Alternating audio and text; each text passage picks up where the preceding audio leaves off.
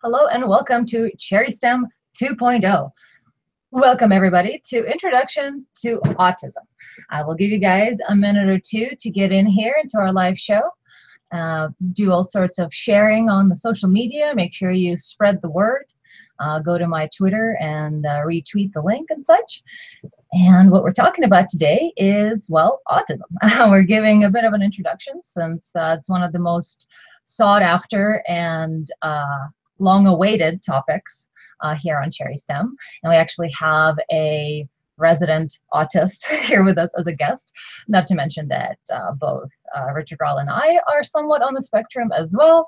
So we have a room full of spectrum disorder autists, and we're going to talk about what the fuck it means to have autism and who has it and what it is, and just, you know, sort of give you a general overview about the disorder, since I've been getting questions from you guys, and it seems like there's a lot of misunderstandings or perhaps too much confusion around the topic of autism. So there's not really a clear understanding of what it means and what people with autism are like and what their life is like. And I'm going to take serious, issue with the terminology that they make us use, calling it a disorder. I don't think it's a disorder at all, but we'll get into that. Yes, and we actually planned this as a bit of a series. We have a lot to talk about here, not just the introduction and sort of the overall description, but the deeper into sort of how it affects the brain. And, you know, it is CherrySTEM. We're going to have to talk about all the neuromedicinal sciencey stuff, but we're going to start off slow this time. In fact, we're going to do another show at the end of the month where we talk more in depth about the effects of autism on the brain and personality, etc. But today we're just giving a bit of an overview. And yes, I agree too. I don't think it's a disorder in the slightest. I think, in fact, my personal pet theory is that autism is the next evolutionary step in humanity. It's just in testing right now. It's still got a lot of kinks to work out, but in my opinion, and there's scientific evidence to back it up, that tool making, which is what made us sort of go from a primitive primate community in the forest to actually building civilization, it was autism. Autism is what caused us to become tool makers instead of, you know, a primate social sort of group, you know, people sitting on the floor in the forest.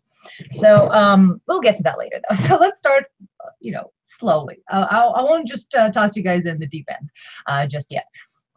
So to give a bit of an overview that somebody else put together in a very crafty way, let's look at this Netflix not documentary, why do I call it that? Netflix fictional comedy, drama, whatever it is, that talks about autism and what it's like to live with autism, because the main protagonist is a boy with autism. So let's watch.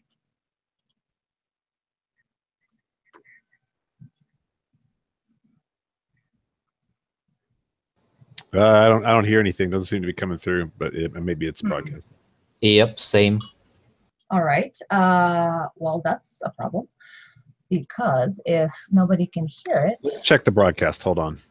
Okay, chat, do you hear the video that I am playing? Or is that no sound? Okay, well, I don't really know how to fix that. So that's not good.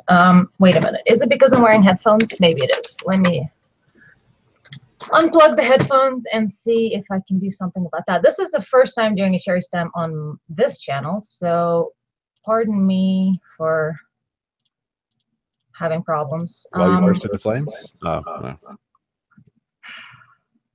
All right, let's see. What happens now if I restart? How was your session with your therapist today? She thinks that I should put myself out there. Maybe 5 by 5. Any sound? Anything? No? Yeah, no, we heard it at that time. It was definitely coming through. So right. Yeah, there we go. Right, Try again. All right, here we are. Let's do this. How was your session with your therapist today? She thinks that I should put myself out there and find someone to have sex with. She didn't say the sex part. I added that. I'm a weirdo. That's what everyone says. Sometimes I don't know what people mean when they say things. Sam, people on the spectrum date, you know. Girls don't really notice me at all, and I'm not great at picking up signals. She's smiling right at you. You need to turn that down like 70%. Casey, why does my to-do list say remove stick from the box? I don't know. When it's on there, you gotta do it, right? I came from a work pants. Sam's gonna start dating. You and I were much older when we met. Maybe it's time for us to take a step back. You wanna know how to get the girls? I'm taking you to Poon City. That's not a real place. Nope, not doing that. There are strategies you could teach him. I'm not a little kid anymore. I can do things. Strategies or when you get your heart broken. Sometimes I wish I was normal. Oh, dude, nobody's normal. Your son has the same desire to be loved that we all do. Paige? Why shouldn't he pursue it? My family is fragile. Everything is Sam this and autism that. And it's time for you to have your own life. Whoever first said practice makes perfect was an idiot. Humans can't be perfect because we're not machines. The best thing that you can say about practice is that it makes better.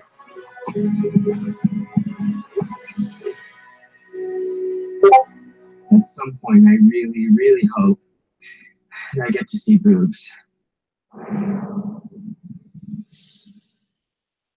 All right, and that sort of gives you a bit of an idea. And that is the funny thing is what they're presenting there is somebody who, like, right off the bat, I'd like to start off with the idea that, you know, a lot of times they have a diagnosis: you're autistic or you're not, and it's definitely not binary. And recently they've been going from, there was autism and there was Asperger's, and that's with it, that's ASP, even though it does sound like Asperger's. But so there was these two different diagnoses, but it's actually a spectrum, and there's people who wouldn't even necessarily be diagnosed as Asperger's that might have a little of those traits. And so it's all the way from completely dysfunctional, which is you know, less functional than the guy they're showing, to extremely functional and just basically kind of awkward and, you know, not very good socially.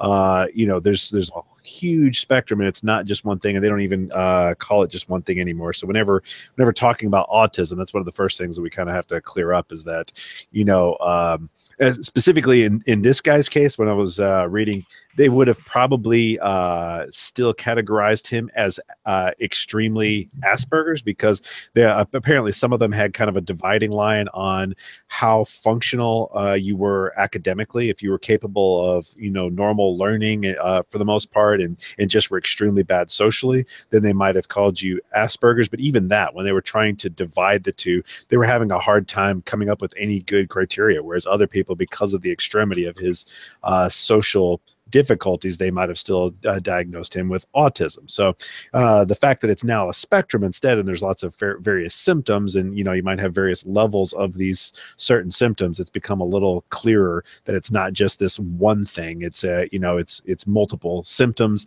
that that are across the spectrum. Well, speaking of that, there is actually a report from the CDC that a lot of people rely on in terms of finding out how many people are autistic in the United States. And it is considered a autism spectrum disorder. So I'm not entirely sure where the cutoffs are for them to determine if you're on the spectrum or not, but it is a spectrum that they test for. So you don't have to be a severe autistic in order to qualify as one in however many people that have this disorder, quote unquote. So if you look at the CDC statistics, they have data from 2000 to 2012. So in 2012, the last number that we saw was 1 in 68 children has autism spectrum disorder. However, since then, there's been Autism Speaks is a really nice resource for specifically parents and children with autism, and how to diagnose it as early as possible, that sort of approach. And they were doing, they were putting some stats up, and there was a new government survey of parents, which is, you know, a little questionable, but it is a new CDC survey that questioned parents and their children, and suggest that it's 1 in 45 children ages 3 through 17 have been diagnosed with autism spectrum. So that is higher than the previous, which is 1 in 68. It is now 1 in 45, but likely it is maybe due to the fact that they're testing for a spectrum, or it could have, you know, risen in the past, you know, 5 years. Yeah, I think it's more likely that the diagnosis criteria have become larger now that they've recognized that it is a spectrum. Now they're starting to, have more people under that umbrella who otherwise they would have just been called nerdy. It's like there's a I guess we do need to go over what are the symptoms that are most closely associated with autism spectrum. Yes, definitely. So first of all, let's talk about just that about 1% of the world's population has autism spectrum disorder, according to CDC in 2014. So a lot of the stuff is coming from CDC 2014. There's prevalence in the United States, estimated 1 in 68, potentially 1 in 45 recently. More than 3.5 million Americans live with autism spectrum. Prevalence of autism in U.S. children has increased by 119% from 2000. And autism is the fastest growing developmental disability. Don't think it's a disability. I think it is a developmental challenge. Of course, there could be a disability if you're very far on the spectrum, but it is a spectrum. Not everything on it is a disability. However, it is a novel way. You do have to adjust to the normal life. It is atypical, as the name of the show is. There are neurotypicals, and then there are autism spectrum who are atypical, non-neurotypical. And and the thing is, here's the one thing I'd like to say is that if the majority of the population were the functional, what was used to be called Asperger's, which is you're functional, you simply are not as pro-social in a variety of ways, but not just functional, but also of above average ability in science, mathematics, and art often is the those are categorical, benefits of the ASD. If the majority of society was that way instead of the minority, then we would consider what the majority is to be a disorder instead of because there's always going to be there's positives and negatives to both kinds of brain types, and just simply because we're in a minority it's considered a disorder when it's just that's not necessarily a disorder. When you look at, there are advantages and disadvantages, and in my opinion I think that that being normal is more of a disorder, but that's my opinion, and it's kind of what it is. It comes down to an opinion thing. That's true. Okay, so let's look at what does it mean to have autism. So it is a spectrum disorder, as we mentioned, meaning that it has many forms that affect people in a variety of ways and to varying degrees. So of course, each person's experience with autism presents unique challenges as well as strengths, which is to define the type of support they need as well as how far they are on the spectrum.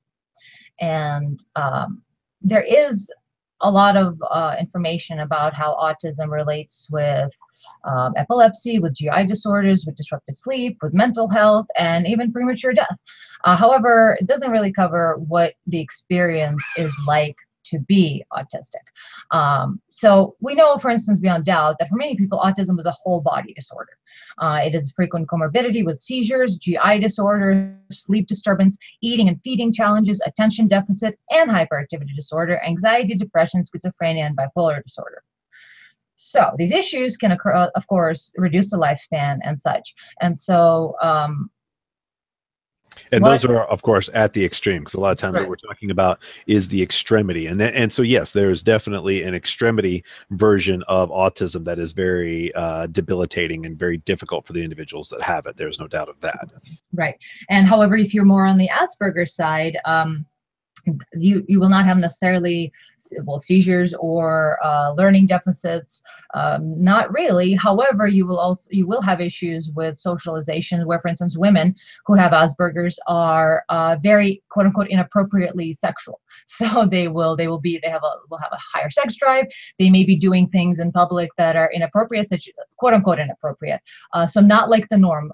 As the atypical little trailer that I played, as it mentioned, there's an issue of reading cues and understanding what is socially acceptable. So for instance, Amanda Knox is a really great example of someone with Asperger's disorder who behaved in such an abnormal way because she was a different brain type, that they thought she was a murderer because she just acted weird. And some of it had to do with quote unquote sexual behavior, such as sitting in her boyfriend's lap or needing a comforting hug when she was basically tried for murder she didn't commit.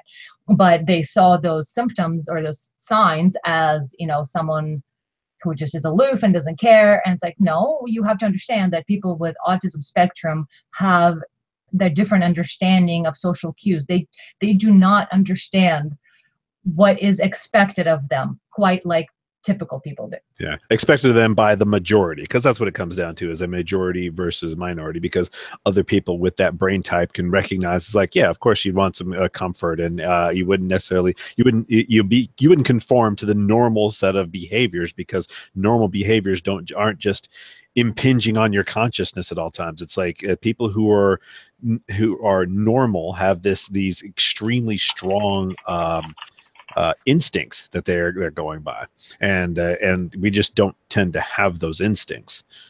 Yes, and of course there is a big issue with over medication with for ADHD, which in fact we have been now discovering that a lot of times those children, those boys who are medicated, which of course autism affects a lot more boys than girls on average, just so you know.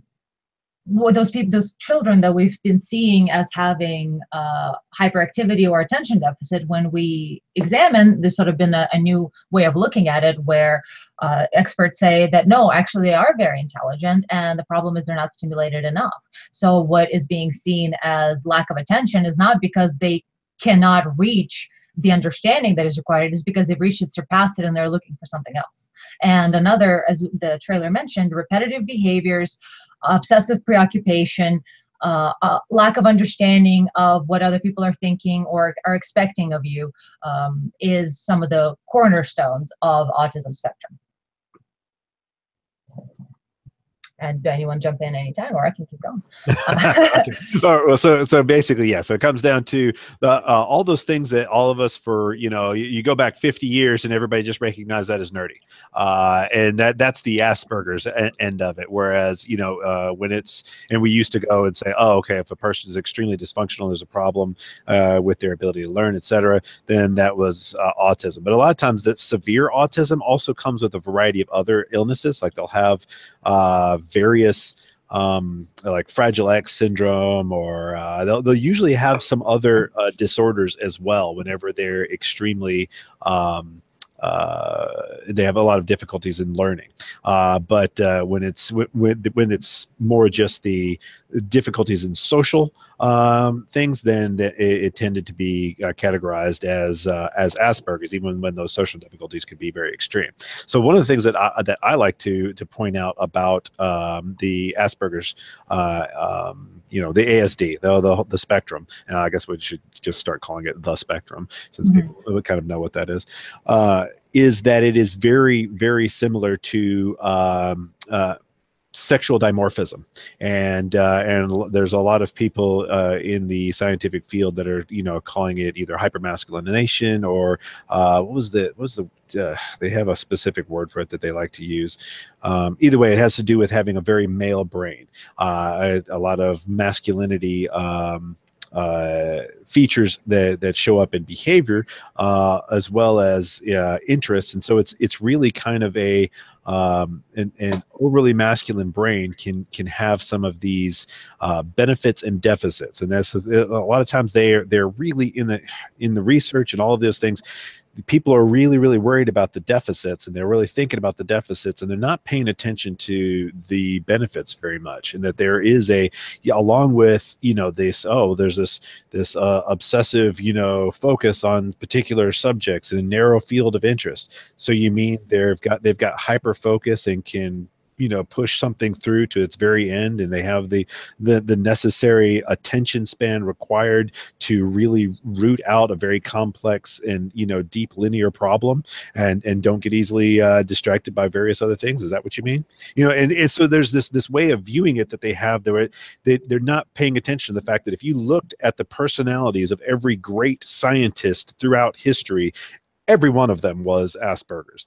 You can just go and read about any scientist in their personal life. They were Asperger's to autistic. That's what they were. And so constantly focusing on the disabilities I think is a symptom of what the majority is they are not recognizing, because they are the majority, they don't want to recognize the benefits that come with the deficits. Yes, there are definitely deficits. There are definitely normal people can practically read minds compared to people even with just Asperger's. There's the amount of the difference in theory of mind is so huge that that it's hard to express. But whenever we're talking about, you know, men versus women, because we can kind of talk about it like that, is that a lot of times guys are just clueless when it comes to all of these various social cues that women can pick up very easily usually. And there is I think it's is it 6-to-1 that men have Asperger's and autism to women. I forget, but it's some huge difference where men have it way more than women because it is so closely associated with a masculine brain type. And so I guess I'm just you're going to hear me constantly harping on that. I'm kind of pissed off about the way in which it's been presented as entirely disability when it is very clearly it is a bent. Like one of the things that's interesting. Well, that's why we talk about autism spectrum versus severe autism. I think right. Severe autism is very much a disability to the point where, you know, you cannot tolerate loud noises, and you go into freak out. You're not really a human when you have severe autism, especially as a child. I've witnessed children have severe autism, and they're more akin to an animal than a child, simply because they cannot express themselves. There's stuff going on. Let's be careful about your terminology there. You're getting. I don't can I interject for a second? Yes, please, because you are boots on the ground on this. Oh my! So yeah, you said that children with autism, severe autism, low functioning autism, cannot express themselves. That's not exactly true. They can. Some low-functioning autists, can express through art. For example, I have a low-functioning autist sister, and she expresses herself through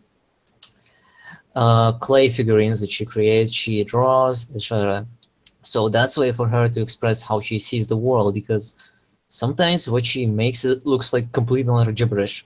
You just look at it and it doesn't look like anything you'd be familiar with. And yeah, I guess I was coming at it from the perspective of the parent or someone who would be a quote unquote neurotypical, and they have a hard time communicating in particular. When you have low and there's low also functioning autism. There's some people who have such extreme autism that they're nearly vegetative, and that's very rare. In each case, that doesn't really need to be discussed. So yeah, but there are ones that are nearly vegetative, but there are a great deal of them that are extremely disabled in various ways where they can't even like speak, but they can still communicate in sign language. Yes, for instance. yes, and you have the typical image, sort of what we used to have of an autistic child. It is a boy with headphones on who rocks himself to comfort, and it climbs on their parent as if the parent is a thing and not a creature or a person for them to love. So that is sort of the idea that we have about low functioning autistics, and that's pretty much the only thing that people think about when they think autist. However, lately we've been talking about weaponized autism and having, you know, jokes about like Gamergate or the alt-right or whatever, or like the internet trolls or whatever having autism. So there's been a lot of peppering and disinformation about the topic of autism.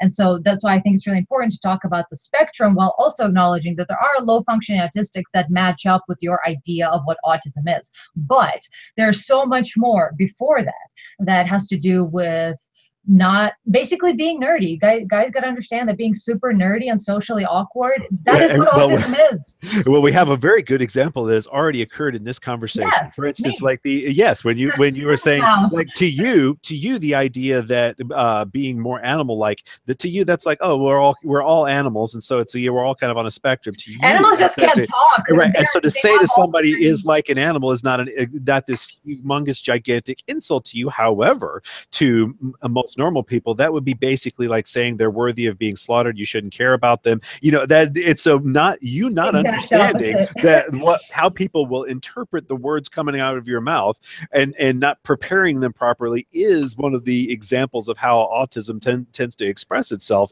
is that you just don't because things are a certain way to you, you don't necessarily have a good enough theory of mind to figure out when other people are going to take it in an entirely different fashion than you would take something. And so that is a typical mistake of somebody who is on the spectrum, to do something that's like, oh yeah, well, you know, when they're really disabled, they're like an animal. You know, it's like they're not really human. It's like, wait, no, I was talking about specifically communication, because I believe that animals have a full wealth of experience and emotions and everything. Saying. They just can't talk to us about it. Right. And so the thing is, it's not a gigantic, you know, insult of saying that and so there's these contexts, these social contexts that for some reason everybody tends to agree on. And when you're very different, you don't have that implicit agreement about what X means. You know, in other words, that is to you to say that they are not, you know, as human, in other words, as normal, you're using that symbol, that word, it actually kind of means something different to you than it does to others. And then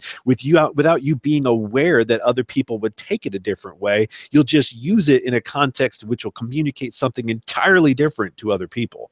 And I guess that's what I'm trying to point out here, is that there is there's a kind of a loss of theory of mind that occurs with autistic spectrum, where you can be very truthful and very direct, and then also without necessarily understanding other people's minds that well, they can tend to cause misunderstandings that are innocent, but then end up because they are in the majority, they end up holding you as wrong, even though it's just about who's in the minority and who's in the majority. And it's not necessarily a wrong, because it's an opinion thing. It's like, my opinion about this is, you know, it's not, a lot of these things are just opinion. And then the majority opinion has this kind of air of more truthiness about it. And that's kind of bullshit. One of the things that's interesting though, talking about like, they pose it as that people have they're disabled in their theory of mind. But how I've seen it, and like one of the studies that I was looking at, they were talking about how they studied people on the spectrum's response to surprise in others, both negative and positive surprise in others. And people on the spectrum, their brains do not light up as much as other people's, as the neurotypicals' brains light up. And so they pose this as well. They're just not able to update their models. They're not able to light up when? Like light up in reaction. In other words, basically there's more activity in the brain that has in the social areas of the brain that deal with noticing and categorizing and understanding what is occurring to another person. So when wait. So hold on.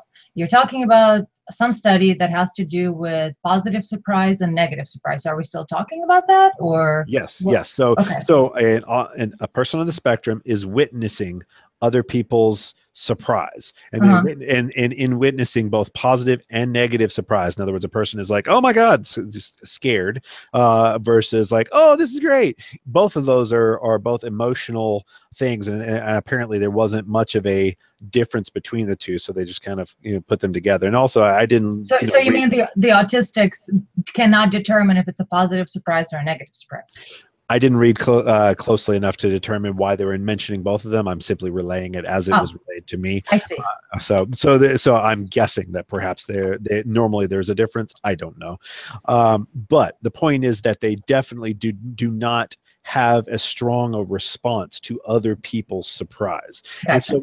And so to them, how they interpreted that is that they're not capable of updating their models of human behavior because there's not the action required to update. But in my opinion, the internal feeling of a person who has spectrum is that they don't fucking care. In other words, it's a matter of interest. It's a matter of reward. It's a matter of how much do you care about what is going on in another person's brain? How much do you care about? How important is that to you in your life? And I think those are two sides of the same coin, is that if something isn't important to you and you are not focusing on it and you're not putting a lot of cognitive processing towards it, then you really aren't going to learn it that well either. So there's a matter of, there's two different ways of looking at it. Is it they're not capable of it, or they don't want to? And they're kind of both the same thing, because when you don't give a shit about something, you're just not going to learn a whole lot about it. And so what you end up having is that to those of us that are on the spectrum, and of course, I've changed a lot over the years because I actually treated myself with oxytocin and a variety of other things. And I mean, I was my personality was like Data when I was a kid. That's who I associated with, and I probably walked a little bit funny. I mean, we're talking. I was very different as a child than I am now. But so I understand these things from an internal perspective, as well as one that's I feel like I've progressed way more towards typical mind's abilities with theories of mind. Though of course I know I still have some deficits. It's just I've gotten to the point where I just don't give a shit.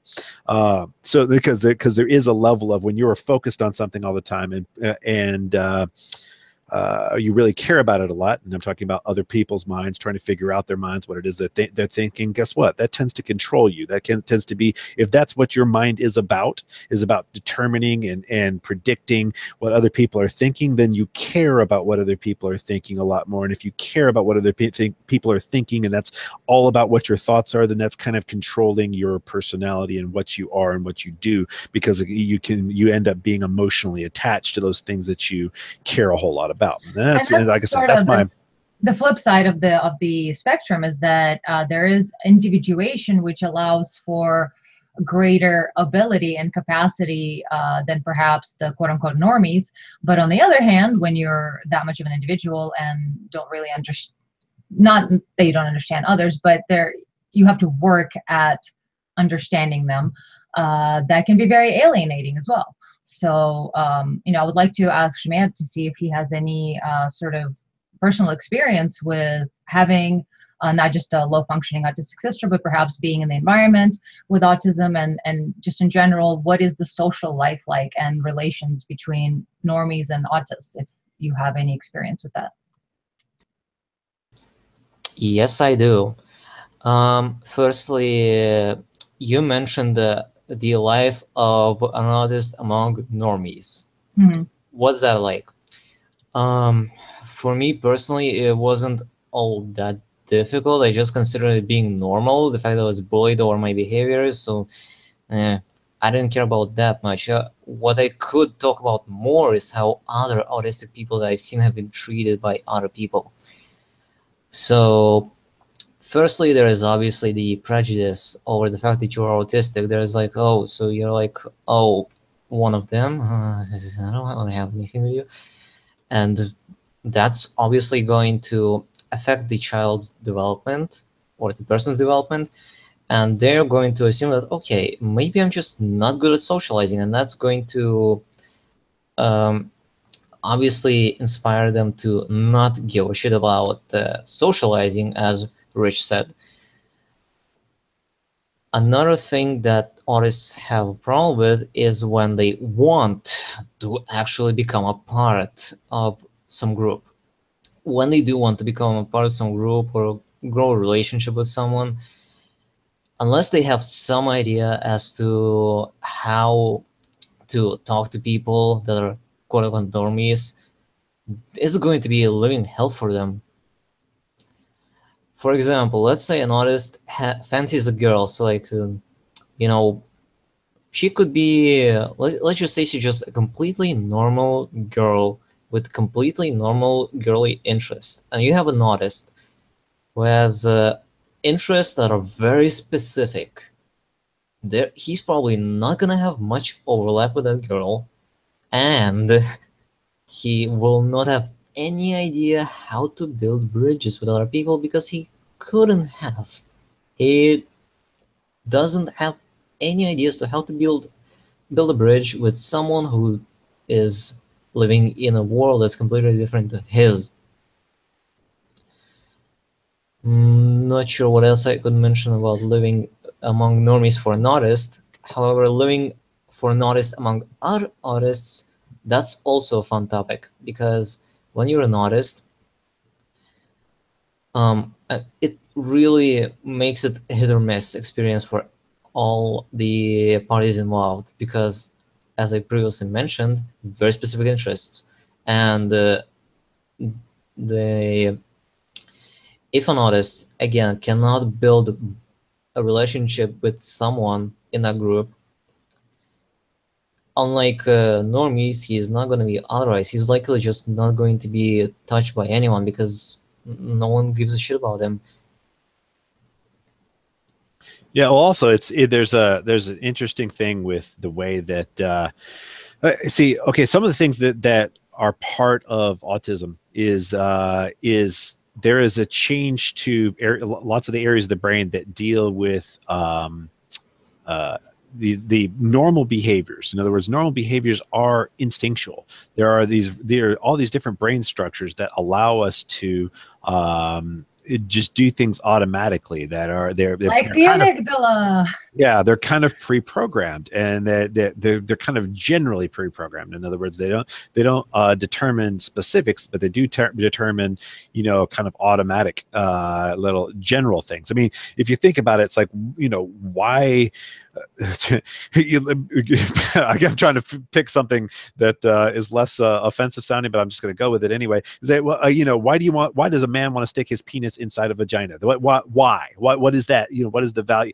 The desires, those things that shape our desires, those are pre-existing structures and systems within the brain. There's the funny thing is, just even the use of language is so pre-programmed that we end up storing language in similar parts of the brain down to the words. In other words, like there's a computer program where they were able to, after just giving them 3 words to calibrate, nouns specifically, they were able to then read your brain as you're thinking of a noun and have 79% accuracy. I mean, so that's how close language is between human beings, that there's this program that just looks at areas of the brain and where we store things, and they've been able to develop a general idea of where particular objects names would be stored when you're thinking of them. So it's like there's a tremendous amount of pre-programming involved in the human brain that, like I said, it's general, it's fuzzy, but it's definitely there and definitely impacts us a lot. Well, that pre-programming is extremely altered by autism. It's basically what you care about, what is important to you, what you will automatically do in certain things. A lot of that automation is missing, and so therefore I think that is why the autistic brain tends towards these other things instead. But that's all. What's interesting is that they've actually found a link between what are they called, the Neanderthals, which had larger brains than Homo sapiens. A link between Neanderthal DNA and brain structures associated with tool use and visual spatial proficiency and learning. In other words, like how you can you think of an object and rotate it in 3-dimensional space in your brain, and all of these things ended up being related to genes from Neanderthals. And so and of course, once again, it was also related to autistic spectrum. In other words, they find more of the Neanderthal genes in those who have autistic spectrum. And of course, whenever you're looking at something as complex as autistic spectrum, it impacts the entire brain. But there's also areas that it's more focused in. I mean, there's things like, for instance, there's a huge number of additional synapses in the autistic brain, and so that means that there's hyperconnectivity in certain ways. But then then sometimes the thing that connects the two halves of the brain, the corpus callosum, is sometimes thinner. But then once again, you can track these differences to the difference between male brains and female brains. And one of the things that recently was said on some show that was purported to be science related was that you can't look at a brain and tell if it's male or female. That is such a deception. It's not an outright lie, but it's a huge deception, because the truth of the matter is, there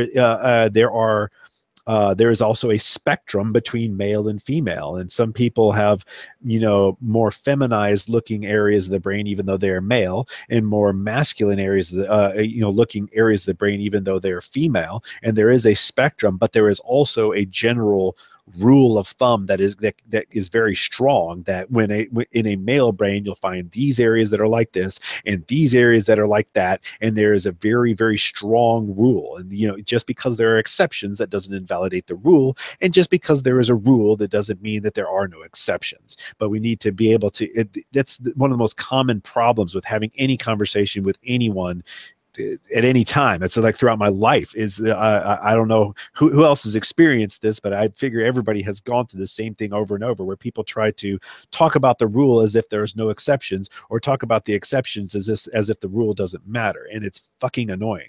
But yes, there's a rule and there's exceptions, and the strength of the rule, we can talk about that. It's a very strong rule that male brains and female brains are different, and there are differences in very specific ways, and they relate to the amygdala, and they relate to autism, because autism has these characteristics that are related to a very masculine brain. And some of the differences that they found, what's interesting is, even though there are very few cases of females with autism compared to males, well, not very few, but it's 1/4.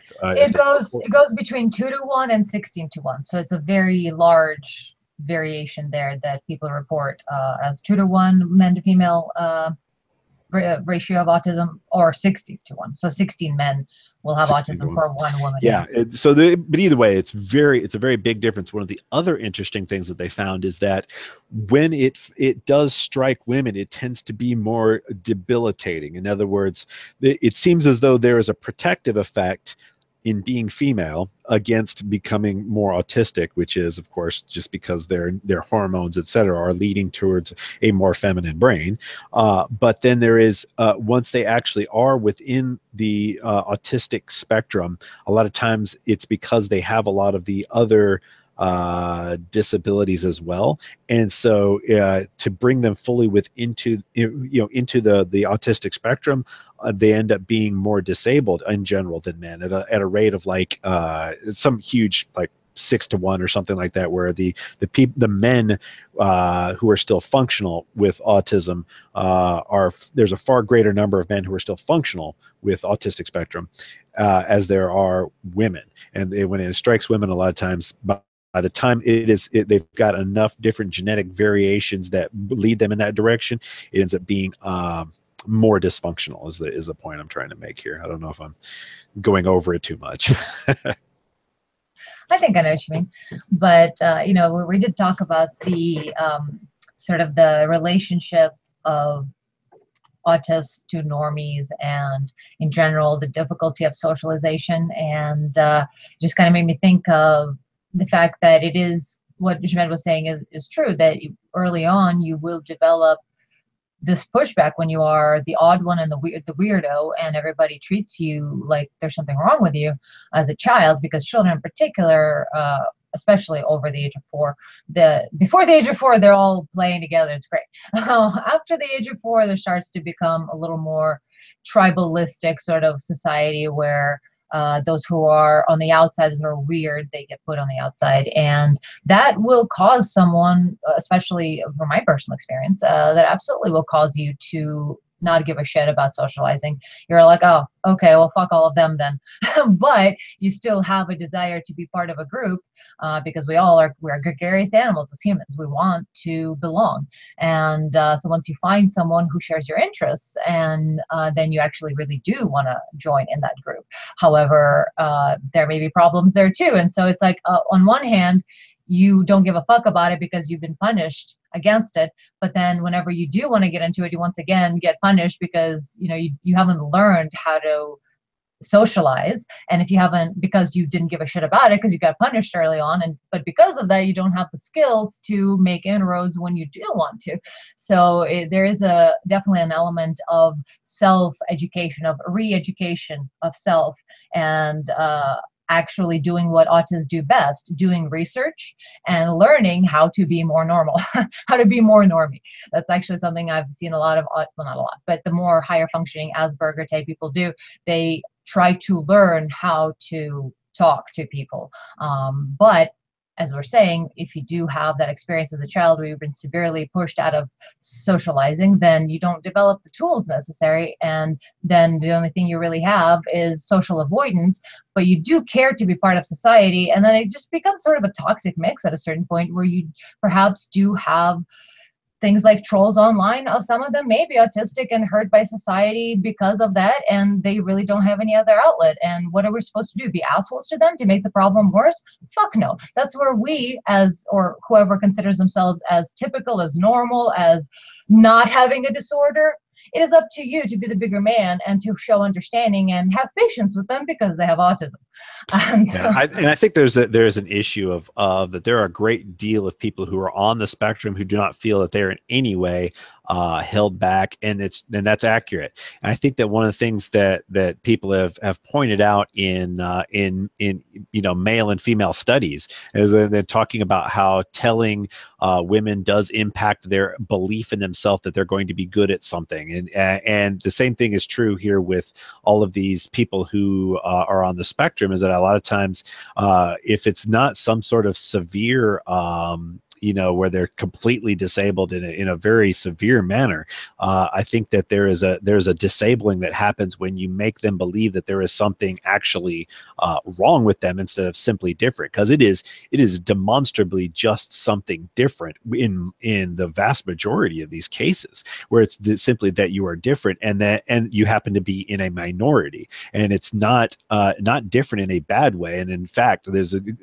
I feel that it's different in a superior way. Now, I think that, the people who are good at math and science and understanding the world around them, they're the people who have created society and will continue to make society itself something better. And I feel like the normies have been what's held back humanity this entire time. That's my opinion. And so if anything, I think they're disabled. But here's the thing: they are.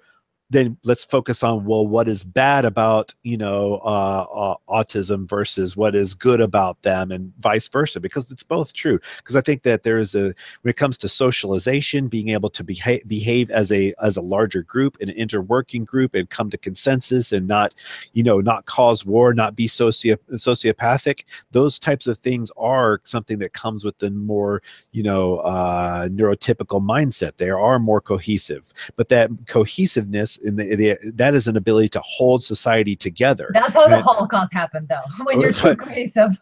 Yeah. Well, in certain ways, exactly, because everybody ends up doing whatever it is that they think that the hive wants, and they think that that's right and good, and that's what's truth is to them, is consensus.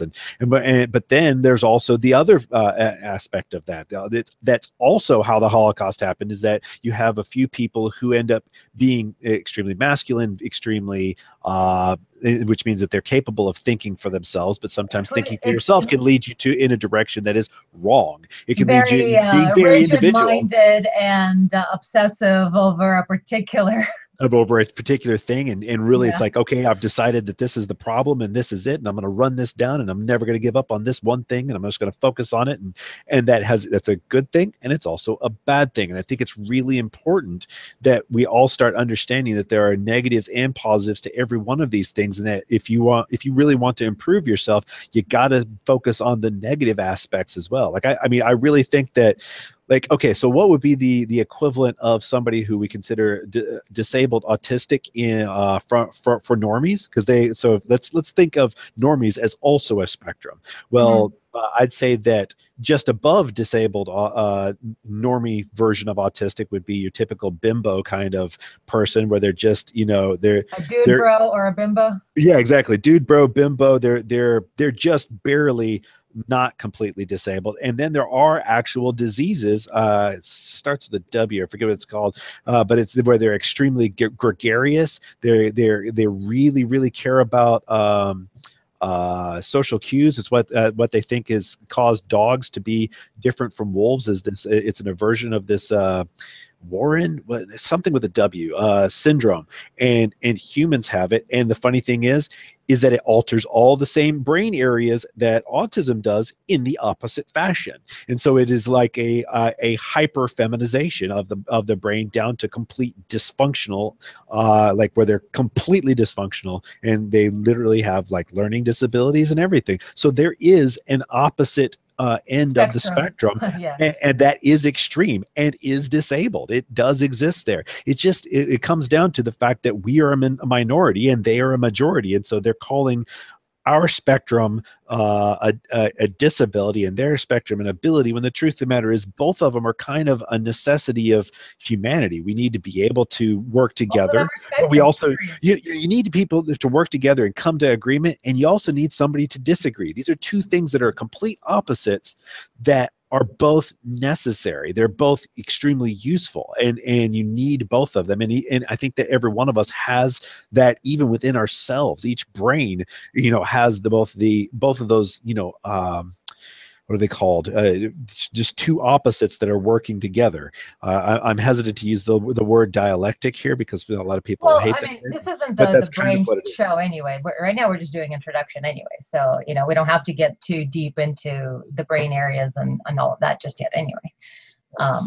But it's a mutual dependency of two apparent opposites is the thing that what I'm trying to show here, is that there is a society building, a consensus, and everybody working together that is kind of opposed to the whole, no, I'm going to look at things from my own perspective and I'm going to figure it out myself and I'm going to drive it home and I'm going to be an individual. I'm going to be, and a lot of that has to do with that kind of much more masculine mindset and individuality, and and those are good things that can go terribly wrong, just like working together and having consensus and working together as a society can go great, or it could be a hive mind and and mob rule. It's both at the same time. It's both positive and negative. I guess that's just that's my personal thing that I'm obsessing over right now is that another example of autism spectrum where you just will not let go of a particular interest. I got it in my teeth right now.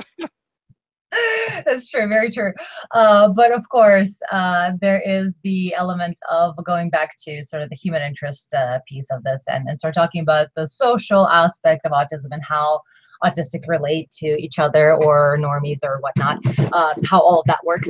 I have actually a question here from Matt Lawrence. He sent this a while back when we were doing shows on HBR, and we mentioned autism a little bit there when we talked about actually, I'm not sure what we were talking about. So on March 9th, he sent me this, and he said, I enjoyed the show. It is really nice to hear someone not beating on autistics and saying nice things instead. So here you go. Thank you, Richard Rall.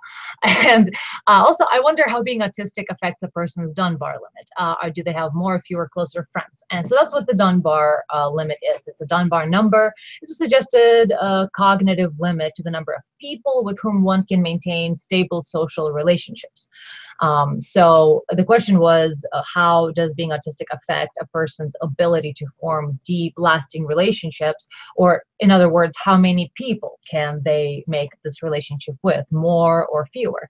And so from my personal experience, I'd like to answer that. And just in general, everything that I understand about autism, I would say it's two things. On one hand, it is absolutely a very small Dunbar number. The Dunbar limit is reduced. I feel like people who are on autistic spectrum, because of having specialized interests and a particular way of being, they can form bonded, close relationships with fewer people than normies can. However, I also believe that there's some anecdotal evidence and personal evidence to suggest this, that autism spectrum relates to friends kind of like, like the guy thing, I would call it, because, as we mentioned, autism spectrum is a kind of a masculinization of the brain, which can have a positive and a negative, of course. Same as feminization of the brain can have a positive and a negative. And the goal is to sort of take the best out of both and bring them together. But what I was talking about friendships as a masculine way to be friends, quote unquote, is that you become a friend with someone and then you don't have to talk to each other every day. You can perhaps sometimes not talk for years and then get together and still it'd be like just yesterday, like you haven't left each other. You're still just as bonded and feeling as close to them as you did 10 years ago. However, with more normie relationships, I feel like there has to be a constant maintaining of a relationship in order for them to feel bonded. So while the Dunbar limit, in my experience and opinion, is smaller, the Dunbar number is smaller for autistics. However, I feel like their relationships, because of that, actually last longer. There's fewer of them, but they have more longevity. Once you have bonded truly, then you can rebond anytime again, and you don't have to continuously maintain that relationship. But then again, that is me with Asperger's, and as well as anecdotal case studies around me and such. But I would like to get Jmen's perspective on that to see if, what is your experience in terms of how many close friends can you have and for how long, and as well as in your sister's experience being low functioning, what is friendship like? Is there friendship? Tell me a little more about that if you could. I'm gonna begin with the easier one. Does my sister have friends? No, she really doesn't. It's impossible for her to have a friend because she is unable to communicate with people. I think that it's partially due to her character because she's very aggressive. Maybe if she was like a more cuddly kind of person, she might have gotten the attention of someone else who is on her side of the spectrum. But as of right now, I'd say she has no friends. As for me, well, I have a very difficult time attaching to people. When I moved from one country to another, I lost contact with everyone I knew, and that didn't faze me at all. I didn't contact them afterwards. Well, and as of right now, I'd say that I have a few friends, but I probably won't be phased if I were to lose them too. Actually, go ahead. Oh, as for other artists that I know, I'd say that they actually have more friends than me because they seem to be more empathetic. As in, they can find someone who is, for example, really into, let's say, computers, and they find that person and they stick to that person because they value them as a person, they value them as someone who could help them in the matters that concern computers. So, for example, like just two autistic programmers, that can definitely happen, that kind of duo. Seen that. Yeah, what you're mentioning actually really leads into a nice little teaser for our next show, because we're coming up on our hour. So if anyone has anything to add, of course, we'll take the time for that. But to sort of wrap up on this point and to give a bit of a teaser of what we're going to be talking about at the end of the month, hopefully on the 27th, if all goes well. There is actually two approaches to autism. In other words, in the brain, a lot of our, as we mentioned, their instinctual behaviors are learned. There's an area of the brain called the amygdala, and it is sexually dimorphic, meaning it is different in men and women. How it activates and where it activates and how is different in men and women. And of course, it's bigger on one side than the other in men versus women. So the amygdala is at the sort of the base of the skull back in there. Oops, sorry, I accidentally muted myself.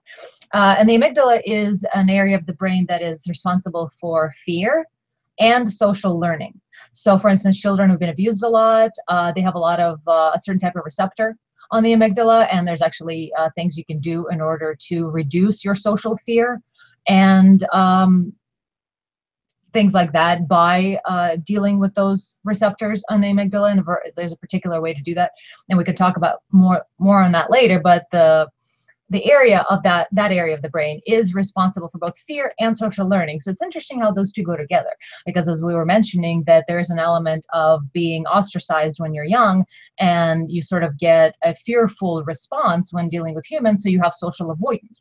A lot of times avoidance has to do with negative experiences, and a lot of that stuff is in the amygdala. So yeah, and then there's the whole opioid connection. Exactly, that's what I'm leading to. There's some really interesting, interconnections there. Okay, well, yeah, I guess we'll talk more on it next time. But there is basically, that's what I was leading to, is that the kappa opioid, the opioids have three different receptors: delta, mu, and kappa. And kappa opioids have to do with avoidance and anxiety and things like that. And we'll talk more on it later. But what is downstream from kappa opioids, what kappa opioids affect, or their activity of kappa opioids, low or high, it affects other things, such as basically all the feel-good mental health elements, such as serotonin, dopamine, and of course, most importantly, oxytocin. Oxytocin is the crucial thing in pair bonding and bonding in general. In fact, women release a crap ton of oxytocin when they have a baby, and then every time the baby feeds, breastfeeds, there's a lot of oxytocin released to bond the mother and child. And there are changes to the amygdala that happen with oxytocin release, because it's not just a neurotransmitter, it's also a hormone. And then there's also successful treatment of people with ASD with oxytocin. Yes. So there's a tremendous amount of relationship between autism and oxytocin. And that's one of the things that we just love to get in our teeth. Is some talking about some oxytocin, kappa opioids, serotonin, mental health, all of that good stuff. I'm a neuro geek as my degree. We both are huge neuro geeks. So this really is like, I'm living for this. Can't wait for next show. But I will tease you a little bit. And I'm gonna say a little more about my overarching, because I kind of have this thing where all pieces are fitting together. To that's like the when you look at the Neanderthals, they were they had it took longer for them to develop because they had larger brains, and there's significant reason to believe that they were tool users and developers, and it may be that basically Homo sapiens before their interaction with the Neanderthals were kind of, they basically zerged us, like the zerg, they actually can take on the traits of other species. And so there was this, I think they basically zerged us and destroyed all the Neanderthals, and because they, of course, they can outbreed since they develop quicker, or they definitely developed quicker. And then so basically, and subsumed the Neanderthal brain type, which of course, they had both the larger brains and tool use and a variety of interesting things that led to the possibility that they may not have been as social. They may not have been, existed as large of groups, but they may have been superior in the use of tools and things of that nature. So it's just kind of an interesting little thing, seeing all these little connections coming together, and so I associate with my my Neanderthal heritage very, very strongly, and I think we got zerged. So that's my thing. I agree with you on that, and I would definitely can't wait to talk more about that. But just to give a little teaser, based on something that we were talking about in the chat here, as Tormented Dreamer was mentioning, there are actually two ways of having autism, believe it or not. There are two things that we're starting to discover now. There's actually low opioid and high opioid. And so opioids and oxytocin and autism are all very intrinsically linked together. And there's actually two ways of being autistic. The high opioid is sort of a more lack of theory of mind, not really understanding how others are. Therefore, as you mentioned about your sister, me also, when I was younger, I was autistic, Asperger's basically, and I was very aggressive, and I still have a lot of aggression to overcome, and it's a constant reminder to try to be more vulnerable, more gentle. But because I have a very masculinized brain, we were just talking about this last night, it's like I'd rather suffer in silence and be seen as an asshole than be seen as crying or vulnerable or weak. And that's totally fucked up and not at all appropriate for mental health or just well-being in a gregarious society. You need to be a little more cooperative, you need to be a little more gentle. But because of the way my autism manifests, I'm on the high opioid side, which actually is a more, what you would call a narcissistic, I don't really know if that's the right word, but it's more of an individualized, aggressive, not really understanding how other people are, and therefore having foot in mouth and doing faux pas and hurting people's feelings without realizing it, because you don't understand their facial cues, you don't know how you're affecting them, and you have this very aggressive sort of, I don't give a fuck about humans because they never really were there for me. And so you kind of have this one side of it versus the low opioid side, which is a more gentle, tentative, so like, a lot of times nerds, actual nerdy guys are very soft-spoken, gentle, like they have a sort of a meek persona about them, and and that's the other side of autism, where they desperately, it's low opioids, and they desperately feel like everybody's part of them. So instead of not understanding what anyone else is like and thinking that everyone is like you, they understand what everyone is like and try to make bring everyone into themselves, and there's pain because of that. And I'm not really articulating it all that well, so I would like to take obviously a whole show to talk about it, but it is now emerging evidence that there's two types of autism, and there's the high opioid and the low opioid. And if there's anything you'd like to add to that, Richard Rall, that would be. Oh, I was just gonna say it's some of the things that, like, when it comes to, like, so there's your endogenous opioid level. So in other words, a lot of people don't understand is that your body makes its own chemicals all the time, and whenever a lot of these harmful drugs, what they do is just trick your body by looking like that same drug that your body already creates. Well, emotional pain and physical pain actually share a lot of the same brain areas, so that there's a relationship between the two, where opioids are actually part of bracing yourself against emotional pain as well as physical pain, and you actually don't experience it as much. In other words, it literally dampens the experience. And then in addition to that, the other way around, there are people who, so it's just kind of hard for people to understand that the entire experience of life can be radically different for various people. They can, where all of life that when you do something you find satisfying, they could do something that even say it's the most satisfying thing that you enjoy. Well, another person could do their most satisfying thing that they enjoy and actually get less enjoyment out of it. It's like they're literally not physically, they have a different mental experience of existence and life entirely. And so the same thing is true of pain, for instance. So somebody who has a dysfunctional opioid system that is very low, the physical experience that you have from pain is literally, you are experiencing something different than they are experiencing. They literally have a more intense experience of pain, both emotional and physical. And so understanding that they're literally just a different way of experiencing reality is one thing that a lot of people can't wrap their head around very much. I guess that's just kind of what I wanted to point out there. So when we get to talking about the opioid differences and stuff like that, it might kind of make sense that there are like how they looked at these two different expressions of autism is that in one case they feel like that a social interaction does release some level of opioids in neurotypicals. So there is also kind of a reward that goes along with that. So they're put at ease, they have less emotional pain, and they also have the reward system, the dopamine that is downstream of this opioid release. So it's a satisfying experience. Well, if you already have tons of opioids, you're not going to get any additional big boost from this tiny little, social interaction. So that's how the high opioids really don't give a shit about social interaction.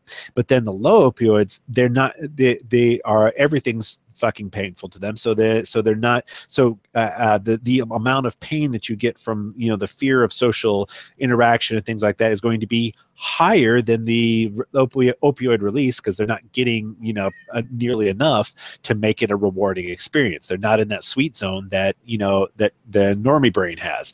And so at both ends, when you got too much or too little, both of it screws with the reward and ease of interaction, that the combination of those two things that occur with social interaction in a neurotypical brain. So it's just kind of a interesting perspective on all of the that's what's great about neuroscience. You don't just talk about the chemicals, you talk about the emotions that are going along with these chemicals and these firing different brain areas. It's a neat thing to explore. Yeah, that's why I became a neuropsychologist instead of just going into psych. I went into psych for 2 years, and then when it was time to declare my major, I realized that, crap, you can't just talk about feelings and emotions without understanding what causes them in the brain. So therefore, neuroscience has to be it. And bridging the two, neuropsychology is really my passion, and I just love this. So thank you guys for showing up to listen to this and trying to learn and all that. And thank you to our guest for sharing his information, his personal stuff. And if there's anything else you'd like to add, Jmed, or anything you'd like to promote, anything going on that you want to tell people about, or anything like that, the floor is yours if you wish it. Oh, not really. I don't think I can tell much to the audience about that will be relevant to the issues that were discussed here, unfortunately. That's all good. You did your job. Thank you. And of course, it is always useful to have not only someone who is on the spectrum more like us, where we're obviously functioning, but at the same time also have experience as a sibling who is low functioning. So I'm really glad that you were able to make it to the show. And of course, we will be doing an after show hangout for patrons. So if you'd like to become our patron, click on the description down below, although I probably didn't put it there, so just kidding. It is patreon.com/AnnaCherry. I will put it in chat, and we'll try to remember to do a habit of putting it in the low bar as well. So it's only, I believe, $7 a month, and you get to get in on every one of our CherrySTEMs. And we are hoping to do 2 of them a month now that our Patreon has reached a milestone. And if it stays there for 2 consecutive months, hell yeah, there's going to be more videos on YouTube and more CherrySTEM here, as well as an exported video to Honey Badger Radio. So you will be able to get a short version or a cleaned up version of this for on Honey Badger Radio channel. And if you'd like to hang out with us right after this and ask more questions, definitely become a patron. And I will see you guys at the end of the month where we talk more about this. So thank you very much to everyone for coming to the show, and thank you to all our viewers. And send us any questions you got to, well, I guess AnnaCherryTM@gmail.com, or you can always send them to topic@badgerpod.com, and they will be forwarded to me if they have to do with CherrySTEM. I will make sure to leave links in the low bar below this show once it becomes available to everyone as a video. And I will see you guys at the end of the month again. Thank you so much for joining, and have a good one.